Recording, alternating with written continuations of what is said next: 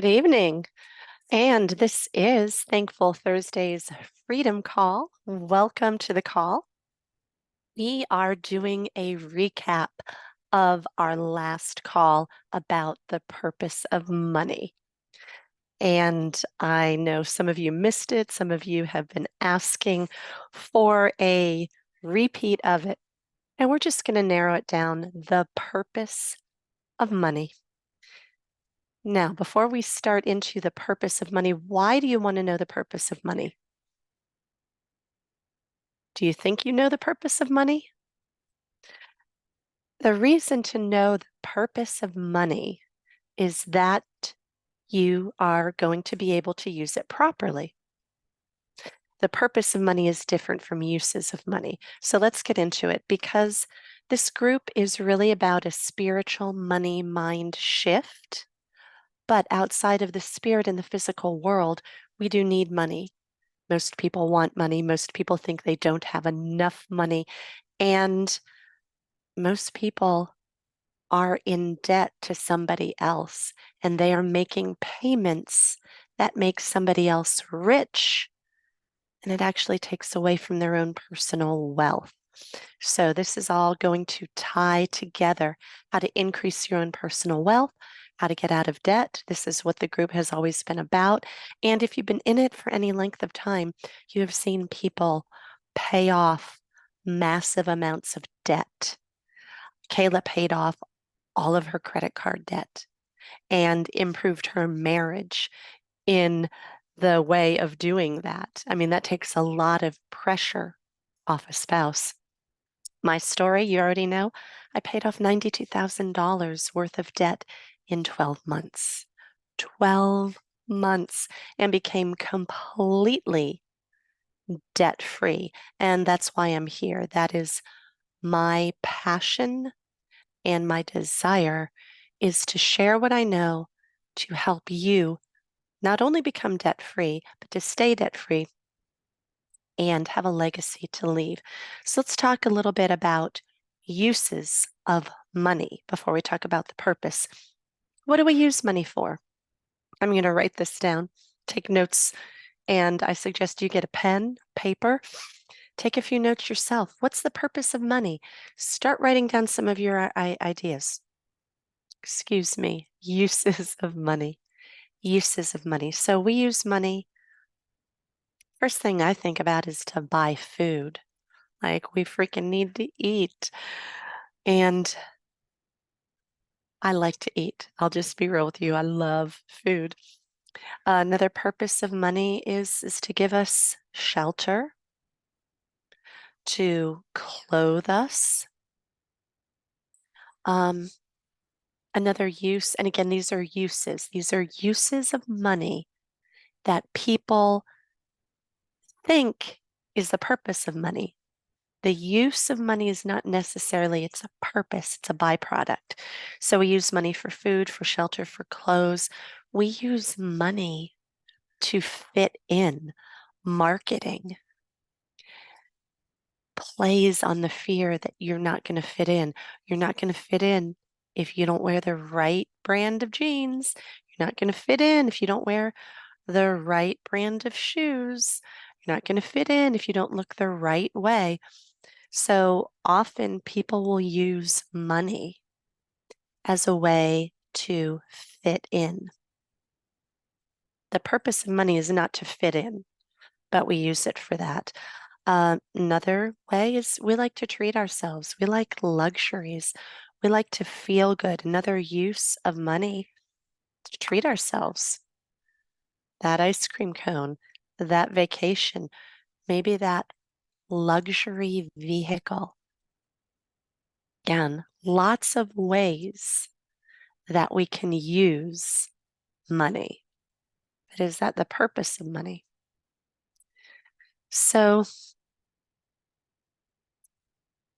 with a spiritual mindset, what does the Bible say about money? Now, they did not really have money the way that we look at it back in biblical days. They traded. They traded with goods.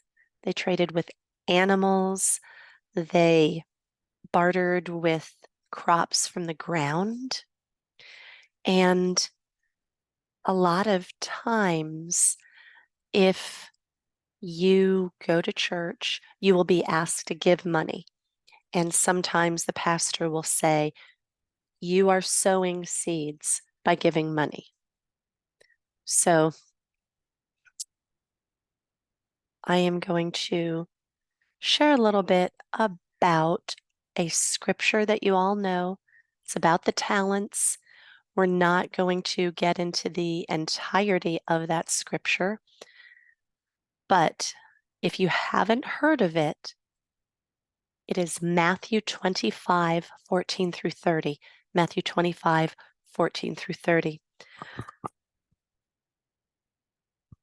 And if you'll excuse me, I have a little bit of a healing going on.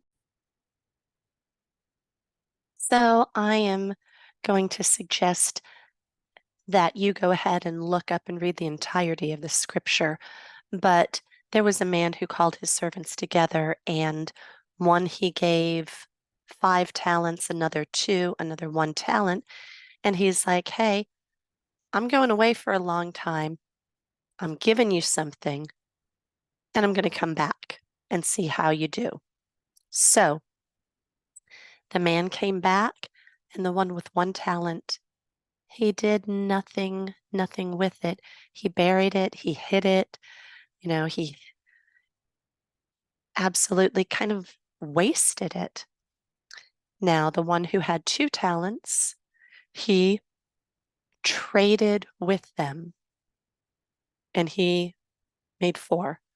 The person with 5 talents, he also traded and made great use of it. The one with 5 talents ended up having 10. Now, it doesn't say how long the master was away.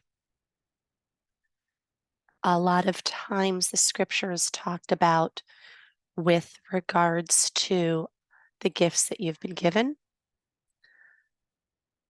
in addition to just money. So it's kind of a play on words. Is talent money, or is it you are inherently talented in being a great baker or a great speaker or a great seamstress? I want to show you something. And this kind of blew me away. If you take a look at where it says talent, a talent is a lot of money. If you look right here, if you can see on my screen, it's almost a 20 years wages. Like it's a whole pile of money. Can you imagine if somebody gave you the equivalent of 20 years worth of wages? Like that blows my mind. 20 years of wages.